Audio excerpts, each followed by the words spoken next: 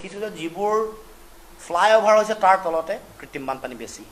Flyover সম্পূৰ্ণ হোৱাৰ পিছত ফ্লাইঅভাৰসমূহ আমাৰ উন্নয়নৰ তেওঁলোকে মানে প্ৰতিফলন বুলি চৰকাৰে খুব ঢাকঢোল বজাইছিল।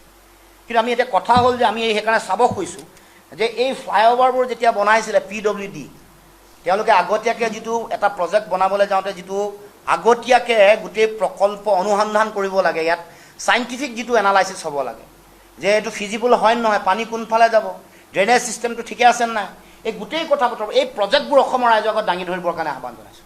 PWD হওক, ইয়াৰ লগত জড়িত হৈ থকা যি সংস্থা আছে, গুৱাহাটী মিউনিচিপালিটি যিটো কৰ্পৰেশ্যন জড়িত হৈ আছে, সকলোৱে আগতীয়াকৈ যিটো তেওঁলোকে প্ৰজেক্ট ৰিপৰ্ট ল'ব লাগে, কোনফালে ফ্লাইঅভাৰ হ'লে বানপানী নিয়ন্ত্ৰণ হ'ব নহয়, পানী কোনফালে ওলাই যাব, ড্ৰেইনেজ আছে নাই, আগতীয়া প্ৰতিবেদন অসমৰ ৰাইজৰ আগত দাঙি ধৰিবৰ কাৰণে প্ৰতিখন ব্ৰিজৰ তলতে এই ধৰণৰ বানপানী আমি হোৱা দেখিবলৈ পাইছোঁ। কৃত্ৰিম বানপানী প্ৰতিখন ফ্লাইঅভাৰৰ তলত বিশাল বানপানী এটা সৃষ্টি হৈছে।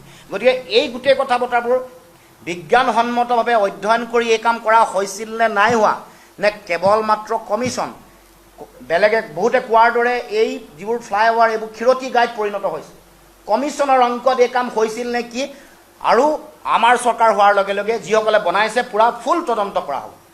এইবোৰ কোনো ধৰণৰ আগতীয়াকৈ ৰিপৰ্ট লোৱা নোলোৱাকৈ আগতীয়া টকা পইচা লেনদেন কৰি এই কাম কৰিছে নেকি, এই সকলো কথা পুংখানুপুংখভাৱে এইবোৰ তদন্ত কৰা হ'ব।